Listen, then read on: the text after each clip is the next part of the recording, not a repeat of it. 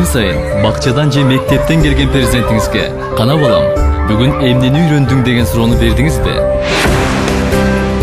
Баланын сезимтал калыптанышына багытталган маалыматтар Гений программасында. Добрый день, уважаемые радиослушатели! В эфире программа «Гений». Программа «Гений» выходит при участии Международного общественного фонда «Инициатива» Розы Отумбаевой в сотрудничестве с Беренчи Радио. Сегодня у нас в гостях специалист по оценке Сауле Хамзина. И мы будем говорить об оценке и методах оценивания в образовании. Добрый день, Сауле.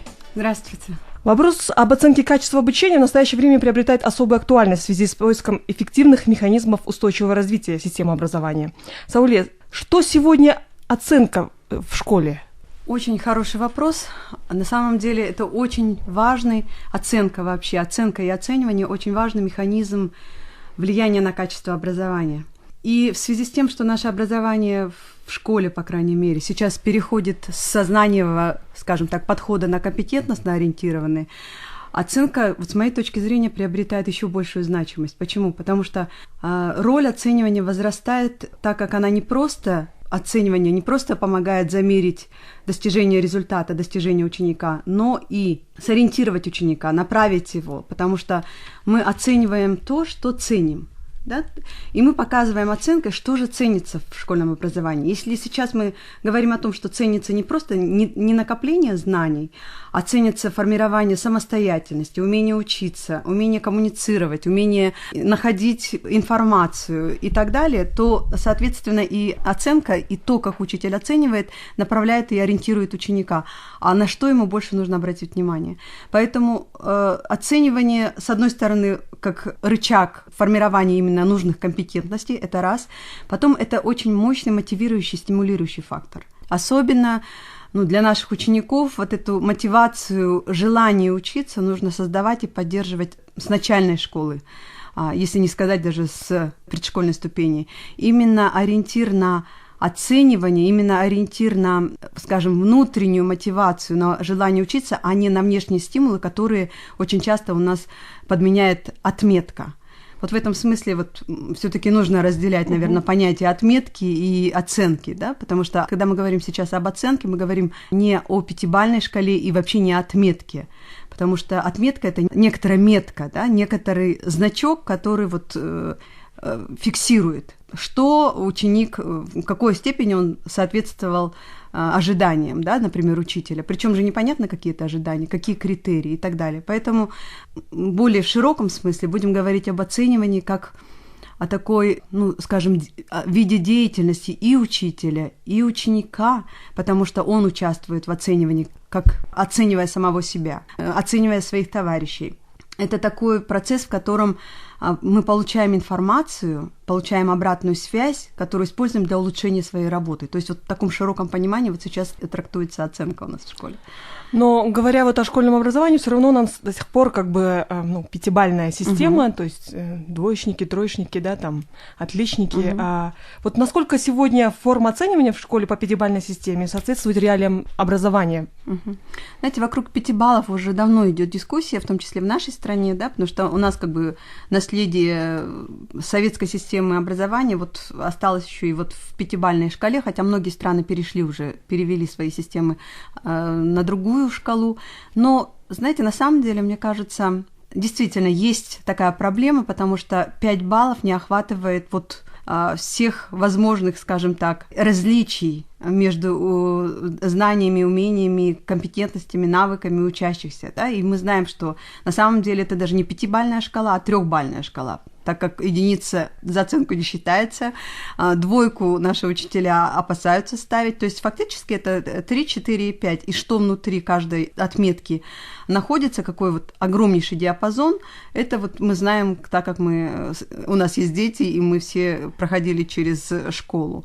Поэтому есть такая проблема, и поэтому у нас появляются 5 с минусом, 5 с плюсом, 5 жирная с точкой и так далее, так же, как и 4 и 3, но тут, мне кажется, вопрос не сколько в баллах, да, можно перевести на 7-бальную или 10-бальную шкалы, да, и вот 7-бальная работает в Финляндии, например, в принципе, или 100-бальную вот недавно ввели в Таджикистане, да, то есть вот можно это сделать, но мне кажется, самое главное, это все-таки определить, а что значит вот этот уровень, какой уровень достижений ребенок должен продемонстрировать, какие критерии должны быть выработаны для того, чтобы учитель был объективным и ставил 5 или 4 или там 100 или 70 баллов на основании критериев оценивания, а не просто так, потому что активно 3 раза поднял руку, активно участвовал на уроке или потому что он мне нравится, да?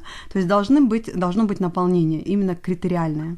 Ну вот наиболее распространенная причина конфликтов у школьников с учителями — это вот несправедливо выставленные оценки, как обычно, да, в школе. Но вот как обеспечивать объективность оценок? Вот это опять вопрос про критерии оценивания, да, потому что в нашей традиционной, скажем, школе и наш традиционный учитель, он считает, что прерогатива оценивания принадлежит только ему. Он главный оценщик, он тот человек, который может вершить судьбы, да, и решать, ставить ему 5 или 3, казнить или миловать. Но на самом деле очень важный здесь момент – это понимание учениками критериев, опять-таки, оценивания. Ту же самую 4, например, за работу или 3, или ABC, да, можно поставить, и ученик согласится, что это объективная оценка, если он будет до выполнения работы, он будет знать, каковы критерии оценивания. Да?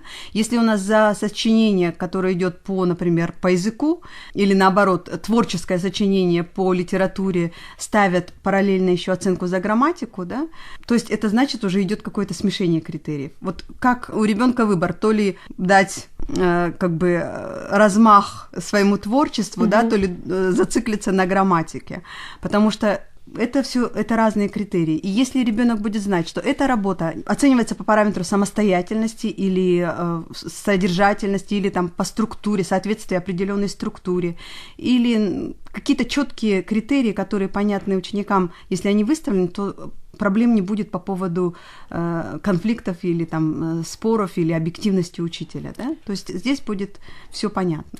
Ну вот вы наверняка часто общаетесь с учителями. Вот каковы сегодня критерии, по каким критериям сегодня работают наши учителя? Вопрос, конечно, такой двоякий, да? С одной стороны, у нас есть традиционная практика, по которой работают наши учителя, и есть некоторые требования нового госстандарта.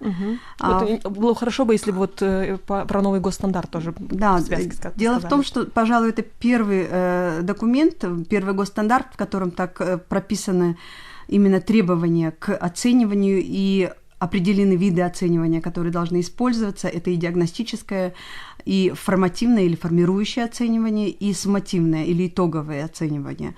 То есть это некоторый новый вызов для наших учителей. Хотя мы говорим, что многое из того, что там прописано, они знают и делали, просто, может быть, как-то по-другому это называли, но, тем не менее, все равно есть достаточно много нового в том, как сейчас требуется оценивать, в том числе и в вопросе «для чего?», то, что мы озвучивали, для мотивации, для стимулирования, для поддержки прогресса, для индивидуализации ученика, да, то есть это более личностно ориентированный подход сейчас. Второе, что мы оцениваем, потому что новые результаты, новый тип результатов – это компетентности, а их оценивать достаточно сложно, да, то есть это те навыки, которые наши учителя не привыкли оценивать. Мы привыкли, что в основном оцениваем знания. Знает, не знает, может воспроизвести близко к тексту или своими словами, да, то есть у нас совершенно другие критерии оценивания были у учителей. И, в общем-то, если говорить о суммативном оценивании, то тоже, это более понятно нашим учителям, наверное, потому что это учителя этим пользовались, но, опять-таки, все зависит от того, что мы оцениваем. Результат у нас изменился, и, соответственно, должны поменяться и методики. Но вот, возвращаясь к вопросу о критериях, у меня такое ощущение, что критерии, с которыми работали учителя, они увязаны больше с знаниями, да? То есть, опять-таки... Выучил, не выучил. Выучил, не выучил. Если мы говорим о начальной школе, сколько слов в минуту ребенок читает, да, то есть мы все через это проходили, мы знаем, что это один из важных критериев. Но появляется сейчас и другой критерий, а понимает ли он, каков его уровень понимания, да, не просто воспроизвести близко к тексту, а показать, что он умеет, осмысливает этот текст, он может анализировать, он может сопоставлять текст, делать какие-то выводы и так далее. То есть это то, чего мы хотим от нашего выпускника школы, да, чтобы он умел мыслить. Поэтому критерии, они тоже, конечно, меняются, в том числе к письменным работам, да, к тому, как ученик коммуницирует, как он презентует, скажем, да, вот умение самопрезентации тоже сейчас очень важно. Умеет ли ребенок говорить связно, структурированно, содержательно и так далее, да, то есть выражать главную мысль, не растекаясь по древу, да, мыслями и так далее. То есть это вот очень важные вещи, которым, может быть, мы, конечно, этому учили, и хорошие учителя обязательно скажут, что мы и раньше этому учили, но сейчас мы скажем так, что это становится во главу угла, это становится приоритетом. Поэтому... А насколько учителя вот эти встретили вот эти нововведения? Знаете, вот могу сказать, как человек, который занимался очень много тренингами наших учителей и обучал именно по вопросам оценивания, скажу, что это вопросы, которые учителей давно назрели, и они с большим удовольствием даже, скажем так, воспринимают это. Другое дело, что в практику они это понимают прекрасно, да, что это нужно менять, потому что, опять-таки, если мы изменим подход к оценке, то изменится очень многие вещи в образовании, поменяются в сторону усиления качества, да. Но другое дело, что в практике это, конечно же, очень тяжело все это сразу изменить. То есть это постепенный достаточно процесс, и вот в течение последних, я скажу, 7, наверное, уже лет очень активно идут много очень тренингов в рамках разных проектов в разных регионах именно по оцениванию, в том числе по формативному оцениванию. И сейчас вот госстандарт, он как раз эту политику очень хорошо поддерживает, потому что там четко прописано, что учитель должен, какие виды и какие техники, приемы, и на что направленно он должен использовать. Поэтому я думаю, что дальше это будет проходить более, скажем так, активно. Исходя из новых стандартов, какова функция учителя в процессе оценивания? Опять-таки, в связи с тем, что цели образования и ожидаемые результаты сейчас таковы, что требуют, чтобы ученик умел оценивать, чтобы ученик умел анализировать, быть самостоятельным, умел учиться и так далее, то, соответственно, и эта функция оценивания, она постепенно должна переходить к ученику. Понятно, что учитель без боя ее не отдаст, да, ему будет тяжело с ней расстаться, потому что это очень такая важная, контролирующая такая функция учителя. И понятно, что определенные вещи, конечно, за учителем остаются, да, то есть если мы говорим о итоговом оценивании, то есть определить соответствие уровня достижения ученика образовательным результатам, конечно, эта функция остается, да, за теми инструментами, которыми владеет учитель. Но если мы используем оценивание и для развития самого ученика, как некоторый такой инструмент, то мы, конечно, должны очень много задач передать ученику. Самооценка, да? Причем самооценка, мы не говорим о том, что ее нужно там только в старших классах делать. Даже маленькие дети, начиная с начальной школы, они способны себя оценивать. Они способны оценивать или учатся, скажем, да, уже могут учиться тому, как оценивать другого, если, опять-таки, перед ними будут поставлены четкие критерии, четкие задачи и так далее. Это очень важная часть, я думаю, сейчас у нас. И вот в начальной школе, как мы знаем, что у нас безотметочное, скажем так, оценивание, да, как бы декларируется, скажем, в первом классе ребенку не ставят, там, первое полугодие уж точно, да, вообще первый класс весь, не ставят отметки. Но проблема в том, что наши учителя подменяют отметки разными другими значками, которые, в принципе, несут ту же функцию, да. Звездочка, да. То есть это некоторые внешние мотиваторы. А мы сейчас говорим о том, что в ученике должна формироваться внутренняя мотивация, да? То есть поэтому уходить от этих внешних стимулов можно тоже, в том числе, позволяя ученику брать больше на себя ответственности за оценку, да? То есть вот через самооценку, через взаимную оценку, через получение обратной связи от учителя, то есть это тоже очень важная часть. Ну вот говоря о методах оценивания, какие методы оценивания в целом существуют?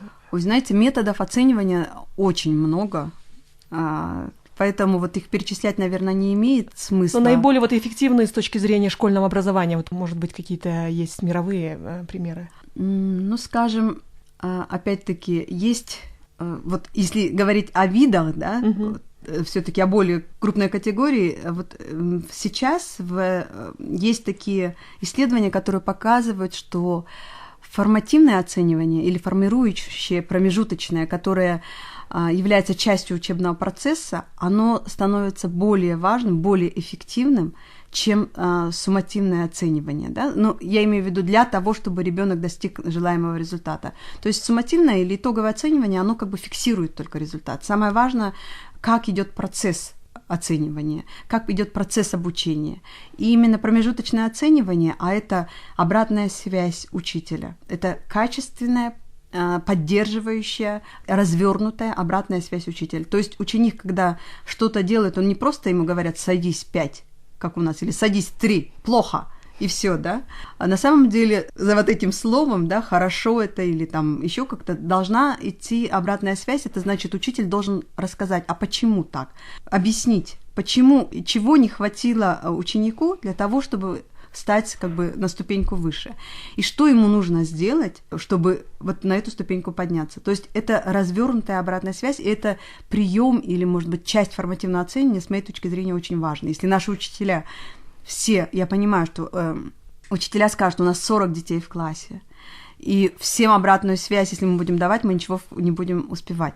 Но есть тоже разные способы обратной связи. Можно где-то письменно, где-то устно, где-то подводить итоги, может быть, как-то по блокам, да, то есть не обязательно прямо каждому устно развернуто, прямо сиюминутно говорить, но можно где-то даже домашние задания проверяя, особенно в начальной школе, когда мы не ставим отметок, не нужно ставить 2, 3, а нужно написать: да, ты молодец, ты правильно использовал этот глагол в этом предложении. Но было бы еще лучше, если бы ты использовал вот такое-то слово, да, например, если у нас цель там расширение словарного запаса. То есть это некоторые 2 предложения, которые учитель может написать, и ученик будет знать, что ему делать в следующий раз, чтобы его результат стал лучше. То есть я считаю, что это очень важная часть, скажем так, прием или техника. Это не метод, но часть формативного оценивания, именно качественная обратная связь. Ну, прежде всего, оценка, наверное, ставится для того, чтобы развивать способности учащегося. Учитывается ли вот при новом стандарте эти моменты, развивающая роль как бы оценок, да? Ну, вы абсолютно правы, что оценивание, оно для того, чтобы улучшить уровень, улучшить достижения ученика, то есть улучшить его индивидуальный прогресс. Но, опять-таки, говорю про формирующее или формативное оценивание, потому что вот его как раз роль в этом и заключается. Дать возможность ученику понять, где он сейчас, иногда самому понять, может быть, в этом случае даже учитель может этого не делать, это может делать сам ученик в соответствии с инструкциями, критериями, и понять, что ему нужно делать дальше. Вот в этом заключается смысл развивающего оценивания. Да? Ну вот говоря о каких-то мировых примерах, вот я смотрела, во французских школах, оказывается, принята 20-бальная система оценок, и при этом оценки ниже 10 баллов считаются по нисходящей плохими, а выше по восходящей хорошими, вплоть до отличнейших 20 баллов. Насколько хороша бальная система? Вы упомянули, что в Таджикистане есть, уже применяют какую-то бальную систему, и какая система оценивания была бы наиболее приемлемой с точки зрения отметок? То есть у нас до сих пор же мы отметки ставим. Знаете, действительно, мы изучали мировой опыт, и есть очень разные шкалы. От 7, там, допустим, в Финляндии, да, от 4 до 10. Вот вы привели в пример Францию, да, тоже 20 даже бальная система. То есть в наших бывших странах СНГ тоже есть, вот даже здесь мы отличаемся. Ну, однозначно могу пока сказать только то, что да, 5-бальной системы нам недостаточно. Мы рассматривали вариант, возможность перехода на 10-бальную систему, было даже сделано исследование, которое рекомендовало перейти на 10-бальную систему в нашей стране, но это вопрос... Ну, я думаю, что это вопрос времени, наверное, да, то есть сейчас пока мне кажется, более приоритетные задачи в области оценивания, как, например, построение целостной системы оценки качества, да, повышение квалификации учителей и так далее должны быть решены, а переход на более развернутую шкалу оценивания, я думаю, что это не так страшно на самом деле. Это можно сделать. Это, в принципе, некоторые учителя говорят, мы и так сейчас используем уже не 5-бальную, а со всеми плюсиками и минусами получается в результате там 7 или 10-бальная шкала. Поэтому это можно сделать достаточно безболезненно. Но мне кажется, может быть, не прямо сейчас. То есть это не самая главная задача в реформе системы оценивания. Ну вот вы тоже упомянули опыт Финляндии, и его часто вот он в сети гуляет, что он уникальный. В чем его уникальность? Насколько я поняла, там нету системы в целом оценок в том понимании, в каком мы понимаем. Знаете, действительно, потому что Финляндия уникальный такой случай, и результаты исследований, международных сравнительных исследований, например, показывают, да, что как стабильно Финляндия находится вот в первой пятерке, в первой десятке, да, практически по всем предметам. Действительно, это так, но там я бы сказала так, что это не только потому, что система оценивания уникальна, там в целом подход уникальный, да, то есть это отношение к учителю, это вообще как цель образования, она уже давно сформулирована вот в том куррикулуме, который у них есть, в тех стандартах образования, как научить ребенка учиться. И, соответственно, под эту задачу все построено. И здесь, скажем, темпы и обязательность прохождения определенных предметов и так далее, они уже от этого отошли. Да? Важен результат, и каждый ребенок добирается до этого результата, до стандарта своим путем. То есть индивидуализация обучения, дифференцированный подход, то, что мы говорим здесь. И, соответственно, очень большая ответственность и учителей, потому что на них очень много, они сталкиваются с таким частым выбором, то есть они сами выбирают содержание, выбирают методы обучения, выбирают материал для обучения и так далее. И, естественно, система оценивания, которая таким образом не настолько формализована, скажем, да, то есть хотя есть баллы, да, но она, скажем так, очень все-таки индивидуализирована, и всякие разные методы и приемы, как портфолио, да, то есть отслеживание индивидуального прогресса учащихся через портфолио, через какие-то другие виды работ, да, то есть это приветствуется и дается возможность ребенку, пусть медленнее, чем другие, пусть своими какими-то темпами, но показать прогресс и показать достижение результата. И, как выяснилось, что интересно, да, при меньшем количестве нагрузки учебной Финляндия гораздо меньше, допустим, у них нагрузка, но при этом она показывает гораздо лучшие учебные результаты. То есть это действительно парадокс. Но мне кажется, это в том числе заслуга и системы оценивания, но все-таки это комплекс, целый комплекс. Я хотела упомянуть еще психологический аспект оценивания. Бывает, что учащий даже не понимает причину конфликта, в случае оценивания учащегося учителем, но прекрасно помнит интонацию, выражение лица и другие способы проявления учителем его недовольствия. То есть вот насколько вот этот психологический аспект важен? Ой, абсолютно. Конечно, это мы действительно, наверное, у нас в памяти мимика учителя, голос, да, когда он даже слово «хорошо» может сказать таким тоном «хорошо», что ребенок начинает дрожать, да. То есть это действительно очень важно. И интонация, наверное, это тоже часть оценивания. То есть взглядом можно... На самом деле это же очень такое широкое понятие, да. Взгляд, мимика учителя, она тоже дает информацию, дает обратную связь ребенку, что что-то так или что-то не так. А дети очень чувствительны, особенно в начальной школе, да, когда учитель в младшей школе, он является, скажем, даже большим авторитетом, чем родители. Да, для младшего школьника, таковы психологические особенности, то, естественно, этот значимый взрослый, это считывание с этого взрослого идет ребенком, естественно, это влияет на его собственную самооценку. Поэтому я бы именно для учителей начальных классов, да, это очень важная часть, это отслеживать, отсматривать, репетировать, я не знаю, смотреть за своими языком тела, языком мимики, эмоций, да, как он выражает эмоции, потому что это все отражается на самооценке детей. Говоря вот в целом об оценивании, у нас же есть и частные школы. У нас есть ли в Кыргызстане школы, которые работают по другим каким-то системам оценивания, нежели вот традиционные? Или учителя-новаторы, которые используют какие-то... Вы упомянули, что есть... Я уверена, что есть. Я не могу вот точно сейчас назвать. Я знаю, что есть школы, которые, например, меняют, особенно в среднем, старшем звене они меняют шкалу, например, да, оценивания, приближают где-то к университетской, да, или там к рейтинговой системе и так далее. Но в любом случае по требованиям, по нашим требованиям нормативным, да, естественно, что в любом случае потом все эти баллы, все эти проценты и так далее, они все равно переводятся в пятибалльную шкалу. То есть здесь это здорово, наверное, что учителя пробуют, потому что это можно делать, и это, если это улучшает процесс обучения, почему бы нет. Есть, безусловно, очень много учителей, которые активно сейчас используют именно методики формативного оценивания.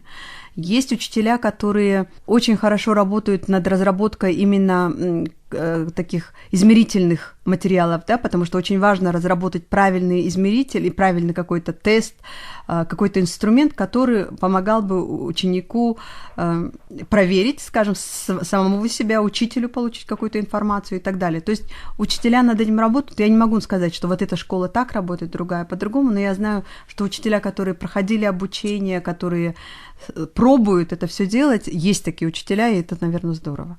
Ну вот, подытоживая наш разговор, вы говорили, что, учитывая новые стандарты, вот какие вы рекомендации дали учителям, вот именно учитывая новые подходы в оценивании? Ну, я думаю, что нужно внимательно почитать государственный стандарт. И сейчас разрабатываются предметные стандарты, то есть тот документ, который, наверное, ближе нашим учителям, в которых будет уже большая детализация именно вопросов оценивания. И нужно, мне кажется, прежде всего думать об оценивании с позиции ученика. То есть, а что лучше для ученика? Какой плюс или какую пользу принесет вот та оценка, которую учитель предпринимает? Что учитель задает теми критериями, то есть критериями учитель задает планку, правильно? То есть поэтому нужно думать, какую планку, какой результат вы хотите видеть. То есть ориентация на результат, она именно на результат компетентности, на новый результат, она очень важна. То есть давайте вместе с учителями отходить от знаниевого подхода, пытаться в наших учениках взращивать постепенно, но взращивать самостоятельность, умение учиться, критически мыслить, анализировать ситуацию, да? То есть вот умение работать с информацией в том объеме, в котором нужно, да, и отбирать нужную информацию, и уметь ее использовать, то есть те компетентности, без которых в 21 веке, я думаю, в 22 тоже как бы выпускник просто не сможет стать успешным. Спасибо, Сауле, за интересную беседу. Мы сегодня говорили об оценках и методах оценивания. Гостем в студии был эксперт по оценке Сауле Хамзина. Эфир вела я, Танымгуль Эшиева. До скорой встречи в новых выпусках программы «Гений».